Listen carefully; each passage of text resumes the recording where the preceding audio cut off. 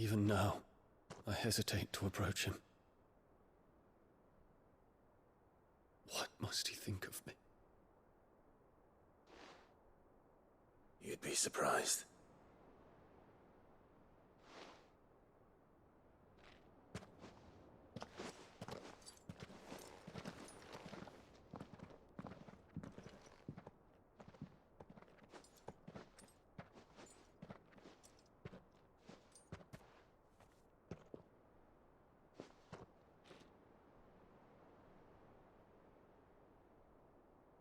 Master Harpocrates, pray, accept my apologies for leaving your tutelage before my studies were complete.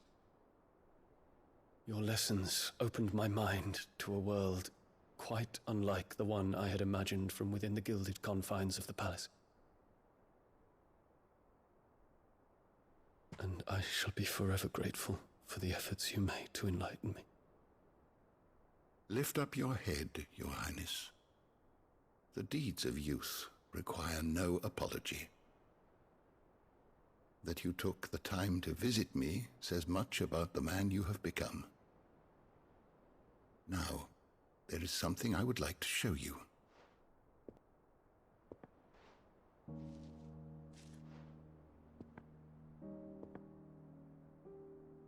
Is that a wyvern tail? The color is unfamiliar to me. Because it is unique to those found in the wild. Something in the harsh environment in which they grow lends them this striking hue. Their roots are indistinguishable from those of their hothouse cousins, but once they bloom, the difference is immediately apparent. In this flower, I see you, Your Highness. Its roots were the roots of a wyvern tail, with all that implies.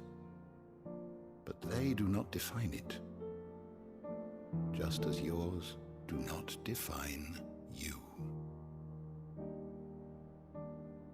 I want you to have it, that it might remind you of this truth.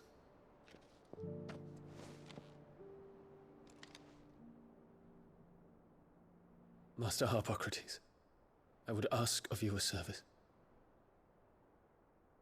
Keep your gift until I have fulfilled my duty to the realm, for only then shall I be deserving of it.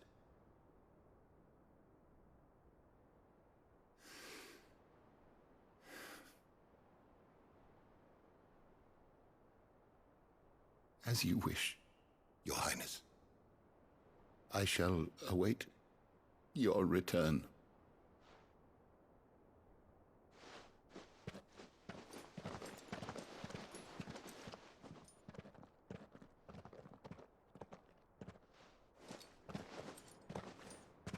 Our roots do not define us. No wonder my stepmother didn't like him. For reuniting me with memories I had thought long lost.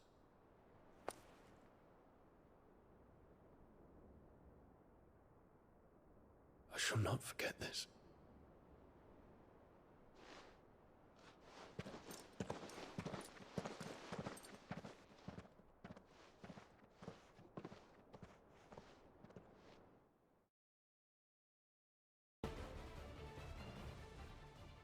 Pining for something, boy. What is it? What do you see out there?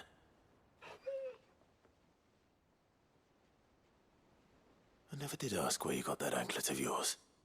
From Sid, that's why. On the day he brought him home. That long ago?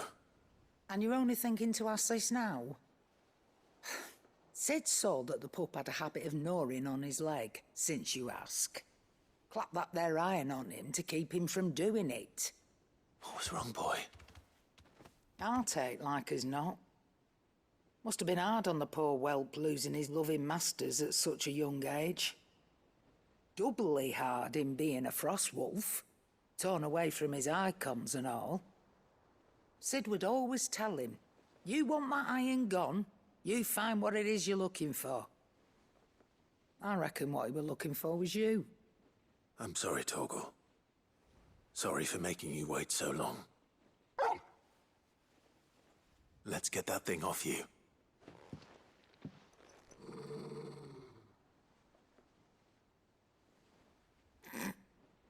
Doesn't sound like he wants it off.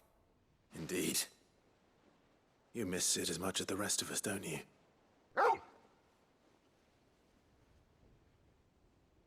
You want me to go with you somewhere?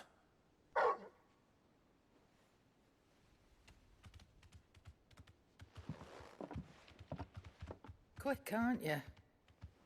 Glad you've been paying attention. Not nearly as much as you have, Lady Karen. Aye, good thing and all. It's not like Gav would have kept him in nuts and rubbed his belly these past 10 summers. Your kindness is appreciated. You've been a good friend to him. Only because he doesn't talk back like the rest of you. Go on now.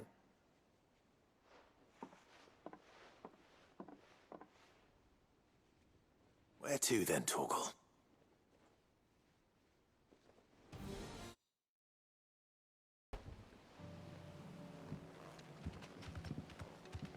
It's still here. A lot smaller than I... And you're a lot bigger. You might have to swim, boy.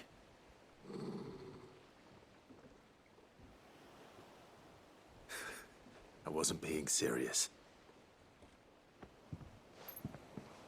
You two go on without us. We'll be waiting here. Thank you. We won't be long. All right. Hop in, boy.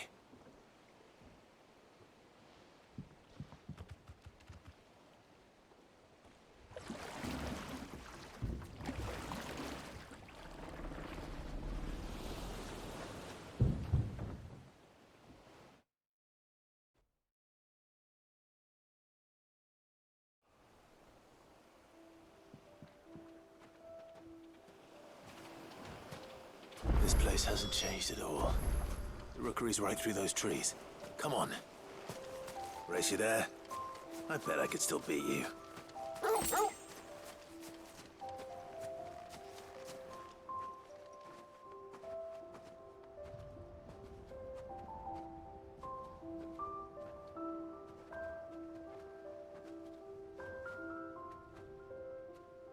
Here we are.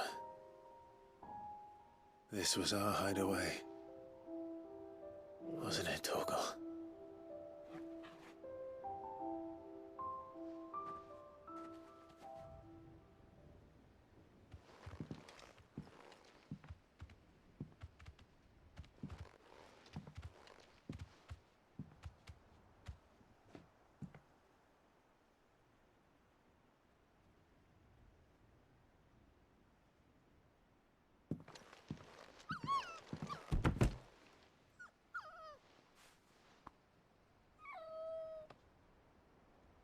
Coming here helped me to forget who I was.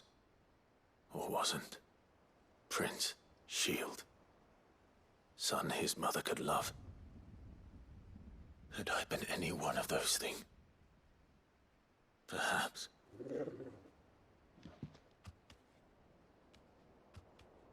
What is it, boy?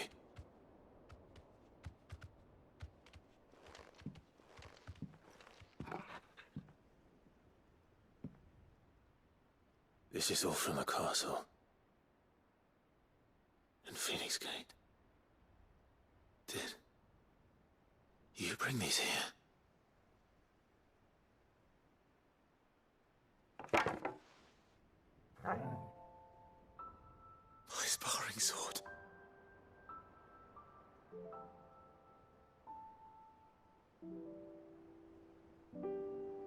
Well, well.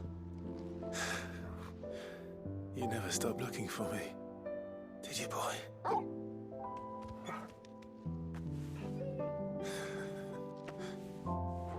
Thank you, Torgal. For never giving up. For never forgetting.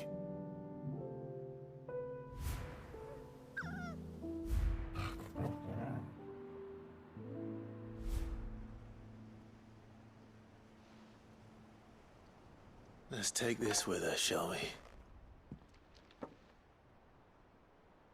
So I don't forget either.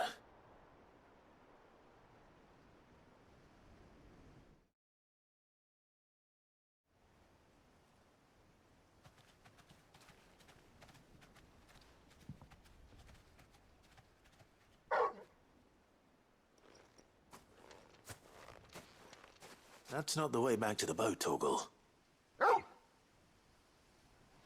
All right. I'm coming. I think I know where we're going.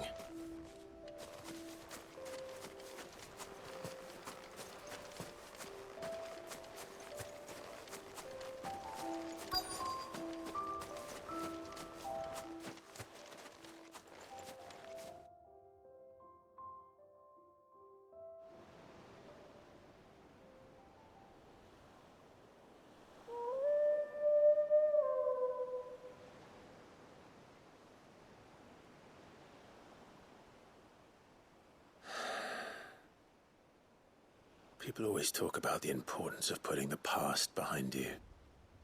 But without it, we wouldn't be who we are today. And we certainly couldn't steer our way to a better tomorrow. Come on, Torgal. Let's go home.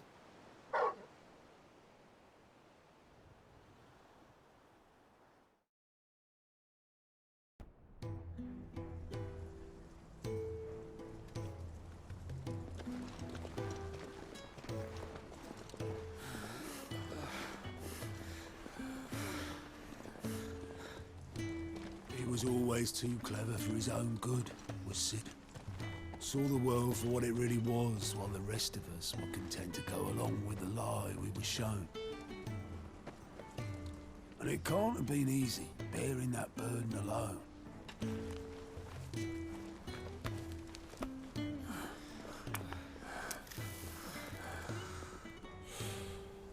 But he didn't let it stop him. He never lost faith in what he believed was right. And that gave us faith in him. Faith he'd steer us true. So I swore to myself that I'd always be right behind him, ready to catch the stubborn sod, if ever he should fall.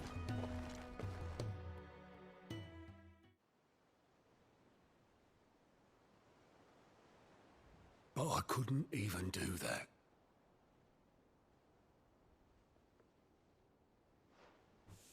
Ignore me. Just the ramblings of a tired old man. Leave that lot. I'll tidy it up in a bit.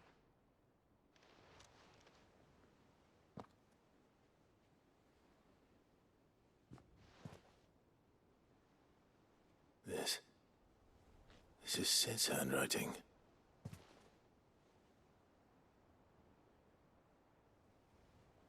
Dear Otto. I may be drunk, but I wanted you to know this place would be fucked without you. Love you, you grumpy old sod.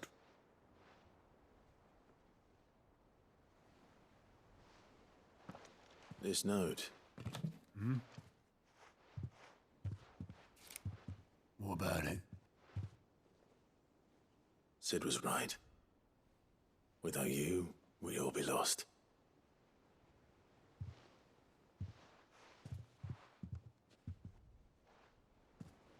He should have bloody well said so then. Just once. Before he went. But then, why would he? Him, or anyone? I'd only have told him to piss off.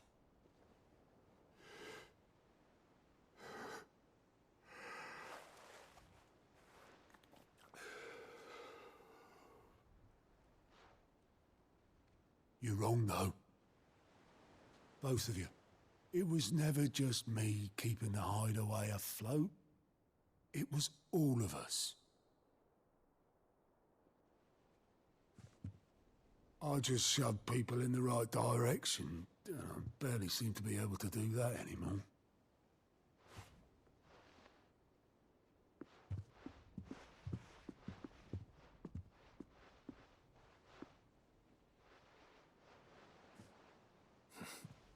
Would you rather go at the helm? Well, maybe I've got a few more years left in me. I'm going to hold you to that, Otto. Before you go,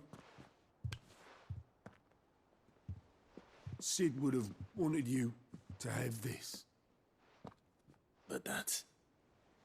This'll do me just fine.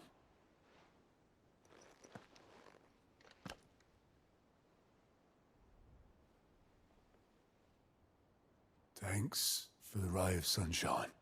I'll see if I can't pay you back. Already have.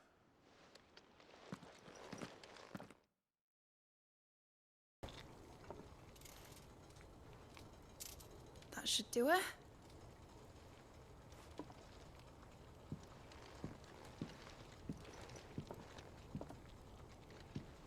Here goes nothing.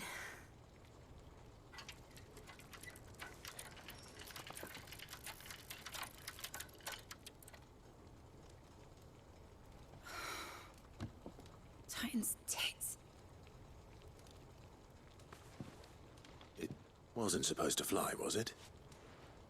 Of course it was supposed to fly. Wouldn't be much of an airship if it didn't. Honestly, these bloody engines are driving me mad. I was so sure this would be the day she soared. The Mithril engine was made to make dreams come true. But maybe this is one dream the world's better off without. Show folk how to take flying. It won't be long till they're raining death down on each other. People will lose their homes. Children, their mums and their dads. Like I lost mine. I'm sorry. So am I, Clive. So am I. Sorry that I have to choose. Do I follow my head, or do I follow my heart?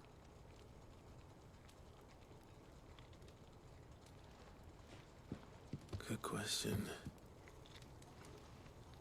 The first time I stood on the deck of your ship, felt the wind in my hair.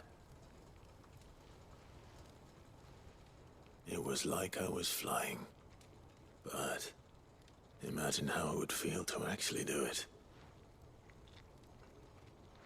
My dad always said there were two ways of living life. Chasing a dream or shuffling to your grave. And he were right. Right about a lot of things. Not that I like to admit it. People need dreams to chase. Especially in a world like this.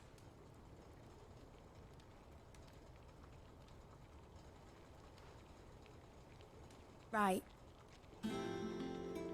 When this is over, I'm gonna take all my Mithril engines to Zemeckis and sling them over the edge.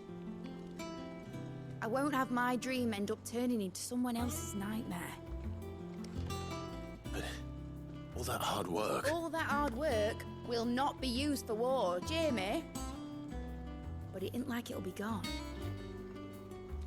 Tell me, Clive, have you ever been on a treasure hunt? Not since Joshua and I were boys. Why do you ask? Because I'm gonna bury the engine schematics and leave behind a little riddle telling people where to find them. A really hard one, so that only the most dedicated dreamers will ever be able to work it out.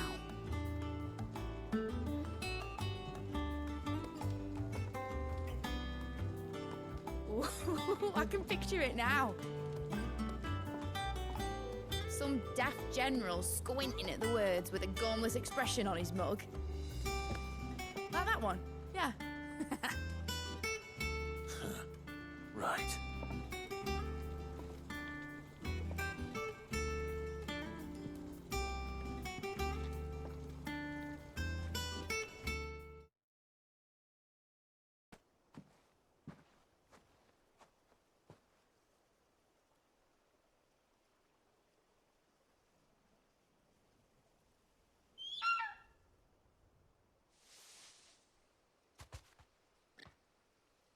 It's all right. I'm not going to hurt you. Just borrowing a feather for my friend.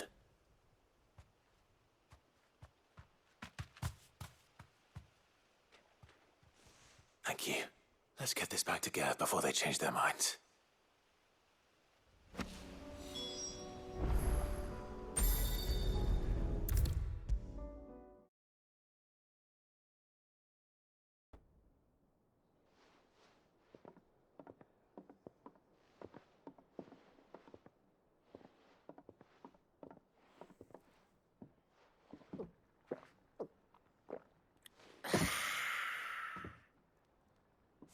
Don't you think you've had enough?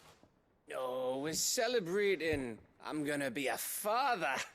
I think Edda might have something to say about that. Ah, you know what I mean. Bit of light in these dark times.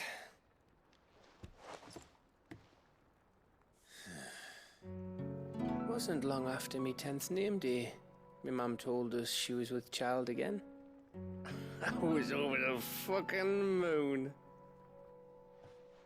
I was looking forward to having a little one to lord it over. What with me being the runt of the litter. Thought I'd finally have a chance to prove to the world that I could be a big brother. Imperials came the day she went into labour. Had myself a baby sister. And then I didn't. My whole family gone in a blink, while I hid in the cellar like the spineless little arsehole I was. Great brother I turned out to be.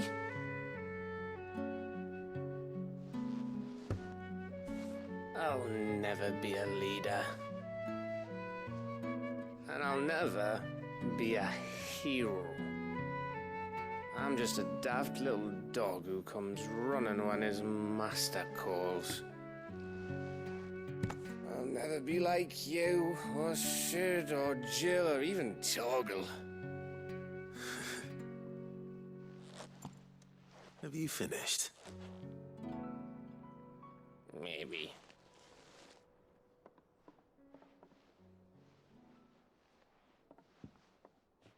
Do you know why you're our best scout? Because you don't need anyone to hold your hand. Without your resourcefulness, your courage, your determination, I don't know where we'd be. Maybe hanging off a cliff like, That was only the once. Exactly. You learned from it. And here you are after Founder knows how many missions, stronger for everyone. And let's not forget Rosalith. Who was it who freed me from the dungeon? Who was it who ran to Jill's rescue? That would be me. Because you're our brother, Gav. My brother.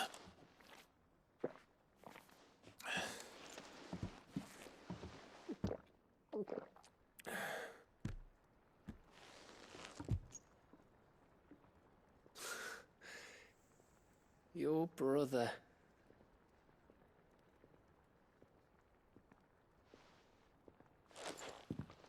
Which means that when the time comes, I get your room. And your sword.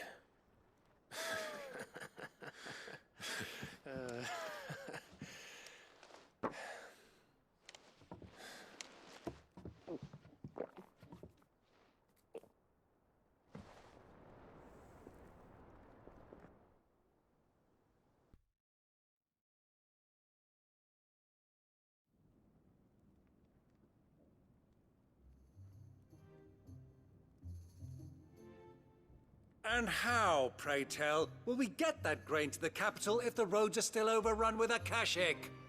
You'll find another bloody road. I only have so many men, and I'm not about to send them headlong into an ether flood.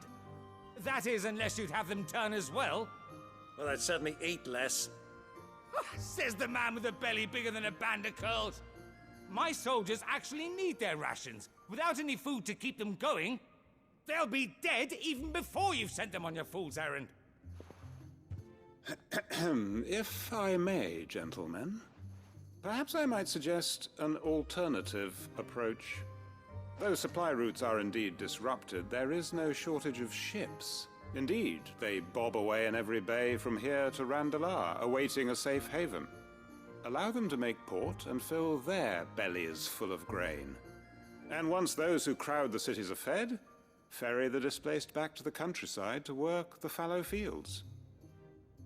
But I'm sure that you wish to continue your discussion. Forgive the interruption. Two such firm friends as yourselves need no help from the likes of me. Rutherford spoke fondly of the great bond between you.